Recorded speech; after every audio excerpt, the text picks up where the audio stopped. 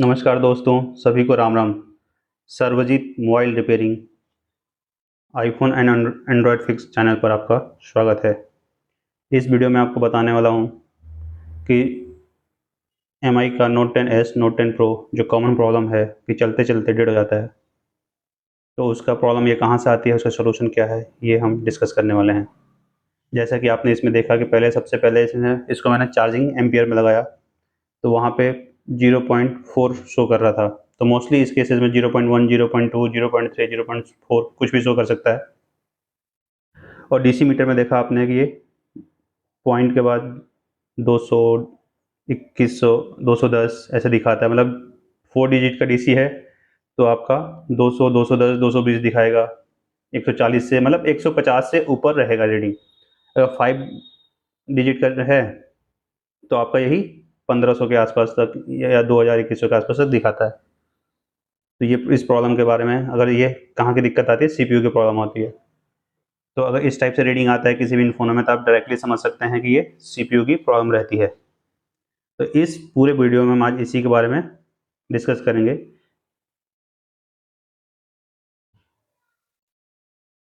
तो सबसे पहले हम इसका बोर्ड को प्रीहीट करते हैं। स्टैंड पे लगाया आपने, और बोर्ड को पहले प्रीहीट करते हैं। किसी भी सीपीयू का, किसी भी आईसीयू को निकालने के लिए पहले बोर्ड का प्रीहीट करना बहुत ज़रूरी होता है। तो आप उससे 8 से 10 से 15 सेकंड तक पहले प्रीहीट कीजिए, मतलब कि पूरे ऊपर से पूरा बोर्ड को हीटअप कीजिए, ताकि आपका बोर्ड ना फूले। अगर फ़ोन को प्रीहीट नहीं करते तो हमारे आईसियाँ सही से नहीं निकलती है और बोर्ड के फूलने के चांसेस भी रहते हैं। तो हमारे को प्रीहीट करना बहुत ज़रूरी है। तो पहले हमने इसे प्रीहीट किया।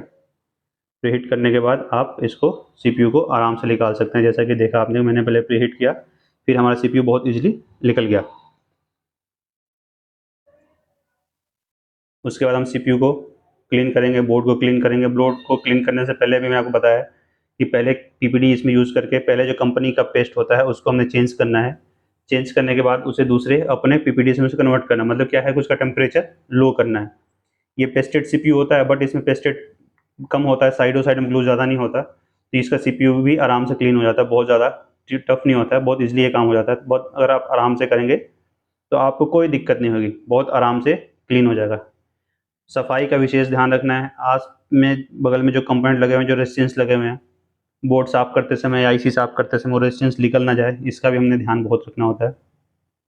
क्योंकि अगर रेजिस्टेंस निकल गया तो आपको सेम वैल्यू का ही रेजिस्टेंस लगाना पड़ेगा। ये भी जो बहुत इंपॉर्टेंस है। तो ऐसे तो फ़ोन में हर एक कंपोनेंट इंपॉर्टेंस है, लेकिन जो सीपीयू के पास होते हैं वो सारे ही इंपॉर्टेंट होते हैं। और अगर आप भी मोबाइल रिपेयरिंग खुद करते हैं, टेक्नीशियन हैं, तो आपको ये वीडियो आपके लिए बहुत ही इन्फॉर्मेटिव और हेल्पफुल रहेगा। और अगर आप कस्टमर हैं, आप कस्टमर देख रहे हैं और आपका फ़ोन डेड हो गया है और आप देहरादून के आसपास रहते हैं, तो आप हमारे शॉप पे विजिट करते हैं। हमारा शॉप का एड्रेस है Sarvjeet mobile and laptop care, Capri trade centre, ground floor, shop number 30, Chakrata road, Dehradun. और मेरा मोबाइल नंबर है 9997685135, जैसा कि स्क्रीन पे नीचे चल रहा है। तो हमने पूरा टेस्टिंग किया, सीपीयू निकाल दिया इसका। सीपीयू को हमने अच्छे तरीके से क्लीन कर रहे हैं। आप देखिए पैड का, आईसी का जो मदरबोर्ड का पैड होता है हमारा, क्लीन होना बहुत ज़रूरी होता है। हमारी रिपेयरिंग में क्लीनिंग सबसे इंपॉर्टेंट चीज़ होता है कि आप सही तरीके से क्लीन करें।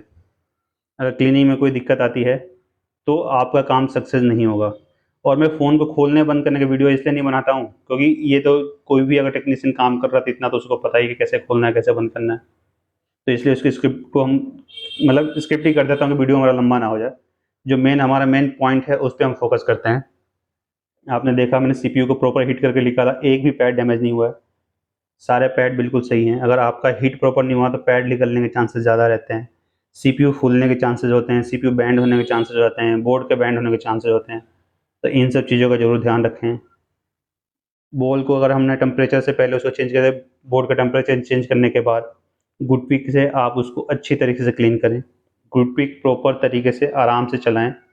बहुत जल्दीबाजी में या कम हीट पे काम करने से भी आपका काम ख़राब होता है। तो जब बोर्ड पे आप काम करें, अगर यूज़ करते समय लगता है कहीं आयरन आपका रुक रहा है, तो उस आयरन को मतलब ये है कि आपको हीट बढ़ाने की ज़रूरत है। अगर आयरन कहीं भी फँस रहा है तो आपको थोड़ा-सा हीट बढ़ा लिए, थोड़ा-थोड़ा करके हीट बढ़ाइए, एकदम से मत बढ़ाइए। और जिस हीट पे आपका आयरन स्मूथली चल रहा है, उस पे आप काम कीजिए। किसी भी एसएमडी का या आयरन का ये कह देना कि 250 पे काम करना, 300 पे काम करना, 350 पे काम करना, 400 पे काम करना, ये कोई मतलब नहीं होता। हर आयरन का अपना अलग टेम्परेचर होता है, हर एसएमडी का अपना एक अलग टेम्परेचर होता है। तो आप अपने टेम्परेचर को अपने शॉप के हिसाब से अपने मशीन का टेम्परेचर चेक कीजिए, आयरन का टेम्परेचर चेक कीजिए। जिस हीट पे आपका आयरन, जिस हीट पे आपका एसएमडी अच्छा काम करता है, 1-2 बार पहले ख़राब ऑर्डर प्रैक्टिस कीजिए, जिस पे सही काम करता है, आप उसी हीट पे काम करना स्टार्ट करें। इसके लिए कोई फिक्स हीटिंग नहीं है कि इतने हीट पे हमने ये काम करना होता है, इसका कोई मतलब नहीं है। बस इतना ये ध्यान रखना कि अपना पहले से कंफर्म हो जाए कि हमारा आयरन कितने पे काम कर रहा है, और सीपीयू प्रॉपर तरीके से क्लीन हो, उसका बेस प्रॉपर तरीके से क्लीन हो, आस-पास की सारी चीज़ें प्रॉपर तरीके से क्लीन हो। तो ये सबसे इम्पोर्टेंट चीज़ होता है। क्लीनिंग बहुत ज़्यादा इम्पोर्टेंट है। क्लीनिंग गड़बड़ हुआ तो दिक्कत हो जाएगी। और हीटिंग पूरे सीपीयू पे बराबर पड़ना चाहिए। हम आयरन यूज़ कर रहे हैं तो आयरन हमारा एक जगह नहीं रुकना चाहिए, हमारा हाथ हमेशा मूव करते रहना चाहिए। ये आपको बहुत चीज़ों से ध्यान रखना है इस चीज़ को लेके। अब हम सीपीयू को क्लीन करने, जैसे आपने देखा, तो सीपीयू भी क्लीन करने का प्रोसेस वही है कि पहले आप उसका जो कंपनी का बॉल है, पीपीडी है, उसको अपने पीपीडी से फ्लक्स लगा के मेल्ट कीजिए, उसका पीपीडी चेंज कीजिए। उससे क्या होगा कि आपका काम आसान हो जाएगा। उसके ऊपर जो ग्लू लगा हुआ है, ग्लू ईज़िली साफ़ हो जाएगा।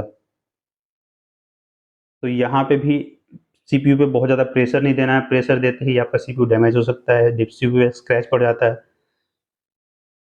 अगर सीपीयू पे स्क्रैच पड़ जाता है तो आपका ही मन खराब होगा, आपको लगता है कि अब तो काम ही नहीं बनने वाला है। ऐसा होता नहीं है, काम बन जाता है, लेकिन आपका काम बढ़ जाता है। जो काम 10 मिनट में होने वाला होता है, उसमें टाइम ज़्यादा लगता है, आपको मेहनत ज़्यादा करनी पड़ती है। तो इसलिए हमेशा ध्यान रखें कि जब भी आप काम करें, आराम से काम करें, अपने टूल्स को खुद जज करें कि आपका टूल कैसा है। किसी के कहने पे, मेरे कहने पे या किसी के कहने पे, उसके अकॉर्डिंग आप मत लेके चलिए। आप जहाँ पे काम कर रहे हैं उस रूम का टेम्परेचर कितना है, उस जगह का टेम्परेचर कितना है, आप जिस सिटी में काम कर रहे हो उसका टेम्परेचर कहाँ है। मैं कहीं और काम कर रहा हूँ, आप कहीं और काम कर रहे हैं, आपके टेम्परेचर मेरे टेम्परेचर में फ़र्क रहता है। तो इसलिए आप अपने टूल्स को खुद जज कीजिए, आपको नोज़ल कौन सा यूज़ करना है, किस पे आपका हैंड सेट करता है। ये सब कुछ आपके ऊपर डिपेंड करता है। ये बिल्कुल ध्यान मत दीजिए कि कौन कितने हीट पे निकाल रहा है। आप अपने आप को चेक कीजिए कि आपने कितनी हीट पे काम करना है, उतने हीट पे काम कीजिए। बस बारीकियों का ध्यान रखिएगा। क्लीनिंग अच्छा हो, हैंड आपका एक जगह ना रुके, प्रॉपर हीट हो, पूरी आईसी प्रॉपर तरीके से हीट हो। अब हम अब आईसी का हम ग्लू साफ़ कर लिया हमने, ग्लू साफ़ करने के बाद फिर से वापस हमने फ्लक्स लगाया। फ्लक्स लगाने के बाद पूरे बॉल पे हम डिसोल्डिंग वगैरह से मिला देते हैं, ताकि कहीं से कहीं तक उसपे ब्लैक ना रहे। अगर ब्लैक कार्बन रहता है, हम आईसी को रिवॉल्व करते हैं तो हमारी आईसी प्रॉपर तरीके से रिवॉल्व नहीं होती है। रिवॉल्विंग करते समय आप एक्सटेंसिल वगैरह का ध्यान रखें, एक्सटेंसिल प्रॉपर लें। यूनिवर्सल से कोशिश करें कि ना बनाएं, जिस मॉडल के जो आईसी है उसी से बनाएं, ज़्यादा बेटर रहता है। बहुत ज़्यादा आपको मास्टर बनने की ज़रूरत नहीं है कि मैं तो मास्टर हूँ, मैं कोई भी काम किसी से कर सकता हूँ, इसकी कोई ज़रूरत नहीं है। आप प्रोफेशनल तरीके से काम कीजिए, आपका काम 100% सक्सेस होगा, ये मेरी गारंटी है। आप पीपीटी को हल्का से पहले ड्राई कर लें, एक्सटेंसिल लगाएं, और पहले एक्सटेंसिल को चारों तरफ से हीट करने के बाद एक तरफ हीट करते हुए पूरे आईसी को रिवॉल्व कीजिए। आपकी आईसी प्रॉपर अच्छी बनेगी, जैसे आप देख सकते हैं। और कोशिश कीजिए कि एक बार में आईसी बनाइए। अगर आपकी आईसी एक बार में रिवॉल्व हो जाती है तो बिल्कुल परफेक्ट काम करती है उसमें। अगर दोबारा करते हैं तो आई बॉल छोटे बड़े रह सकते हैं, इसलिए कोशिश कीजिए कि आईसी हमेशा एक बार में ही बने, अच्छे हीट पे काम करें आप। अगर आईसी अच्छी तरीके से आपकी रिवॉल्व हो जाती है तो आपका काम काफ़ी ईजी हो जाता है। लगाते समय अलाइनमेंट अच्छे तरीके से करें। अब जैसे आपने देखा कि हमने आईसी को रिवॉल्व किया, रिवॉल्व करने के बाद हल्का सा फ्लक्स लगा के उसे वापस हीट करते हैं, ताकि सारे बॉल फिर से जो थोड़े-मोड़े टेढ़े-मेढ़े होते हैं तो अपनी जगह पे अलाइन हो जाते हैं। तो हमारे ऑलरेडी फ्लक्स हमारे सीपीयू के अंदर रहता है, तो हम बोर्ड पे फ्लक्स कम से कम लगाएँगे। अगर बोर्ड पे हमने फ्लक्स ज़्यादा लगा दिया और सीपीयू पे फ्लक्स रहता है, जब हीट मारते हैं तो आईसी हमारी, आपने देखा होगा कि हवा में तैरने लगती है और इधर-उधर जाके चिपक जाती है। तो इसके लिए हमने क्या करना है कि फ्लक्स बहुत कम लगाना है बोर्ड, और फ्लक्स लगाने के बाद थोड़ा-सा उसे हीट कीजिए ताकि बॉल फ्लक्स फैल जाए चारों तरफ। उसके बाद आईसी को अच्छे तरीके से अलाइनमेंट कीजिए। अलाइनमेंट करने के बाद पहले एयर को कम रख के आप पहले उस पे हीट कीजिए, ताकि आपका फ्लक्स का अगर 1-2 बॉल भी अगर आईसी से चिपक गया तो आपकी आईसी फिर हिलेगी नहीं। फिर वापस चारों तरफ फ्लक्स लगा के आईसी को प्रॉपर हीट कीजिए। जिस टेम्परेचर पे निकाला आपने उसी टेम्परेचर पे आप उसे वापस लगाइए, कोई दिक्कत नहीं उसमें। और थोड़ा-सा आईसी को सेक कर दीजिए। सेक करने के बाद देखेंगे अगर आईसी प्रॉपर तरह से लग गई, हम फ़ोन को चेक करते हैं, हमारी चार्जिंग एम्पियर बिल्कुल सही ले रहा है और अब हमारा फ़ोन ऑन हो चुका है ये। तो ये पूरा प्रोसेस है। ऐसे ही हमारे चैनल को लाइक और सब्सक्राइब कीजिए। धन्यवाद। अगर आपका पूरा वीडियो अगर आपको इन्फॉर्मेटिव लगा होगा आपको लगता होगा कि आपको इसमें मैं कुछ नॉलेज दे पाया हूँ और आपको थोड़ा सा इंटरेस्ट आया होगा, तो आप मेरे चैनल को सब्सक्राइब कीजिए, लाइक कीजिए, कमेंट कीजिए, या किसी और टॉपिक पे आपको लगता है कि वीडियो बनानी है तो आप मुझे उस पर कमेंट करके बताइए, मैं आपको उस पर वीडियो बना के दूंगा। इस वीडियो में आपको कौन सा पार्ट अच्छा लगा, अगर कोई पार्ट अच्छा लगा है तो, कुछ गलत हुआ तो भी आप मुझे बताइए, उसको मैं ठीक करने की कोशिश करूँगा। अभी ये मेरा स्टार्टिंग फेज़ है तो मैं कोशिश कर रहा हूँ, वैसे ही नॉर्मल माइक से सब कुछ यूज़ करता हूँ, तो जब धीरे-धीरे सब कुछ ठीक हो जाएगा तो मैं कोशिश करूँगा और अच्छे से अच्छे आपके लिए वीडियो लाने की कोशिश करूँ मैं। फिर भी इन्फॉर्मेटिव वीडियो रहेगा, आपको अच्छा लगेगा। अभी एंड्रॉइड का है, फिर आईफ़ोन का भी है, बहुत सारी चीज़ें मैं धीरे-धीरे आप लोगों के लिए लेके आता रहूँगा। लेकिन आप लोगों का प्यार, सपोर्ट मेरे लिए बहुत ज़रूरी है। तो कहीं भी आप मुझे ऐसे ही अपना प्यार देते रहें। इस चैनल को लाइक करें, सब्सक्राइब करें, ताकि मेरे को मोटिवेशन हो और मैं आपके लिए और अच्छे से अच्छा वीडियो बनाने का लगातार प्रयास करता रहूँ। Thank you. फिर एक बार फिर से सरजीत मोबाइल रिपेयरिंग चैनल पर आपका पुनः स्वागत है। सभी को राम-राम। मिलते हैं फिर नेक्स्ट वीडियो में।